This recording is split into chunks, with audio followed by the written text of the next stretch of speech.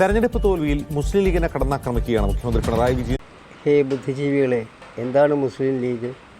മുസ്ലിം RSS എന്ന് പറയുകയല്ലേ നല്ലത്? ഒരു കണക്കിന് മുസ്ലിം ലീഗാണല്ലോ RSSനേക്കാൾ മുമ്പ് ജനിച്ചത് തന്നെ. ഒരു മതവികാരത്തിൻ്റെ അടിത്തറയിൽ പണിത സ്വാർത്ഥ മോഹികളുടെ സംഘം എന്നല്ലാതെ എന്താണ് ഇതിന് പ്രസക്തി? മുസ്ലിം വികാരികളുടെ ഒരു രാഷ്ട്രീയ പാർട്ടി, അതിലപ്പുറം എന്താണുള്ളത്? പ്രത്യേകിച്ച് കേരളത്തിൻ്റെ മതസൗഹാർദ്ദതയ്ക്ക്, കേരളത്തിൻ്റെ മതനിരപേക്ഷതയ്ക്ക്, നമ്മുടെ പുരോഗമന വീക്ഷണത്തിന് എന്താണ് നിങ്ങളുടെ പങ്ക്?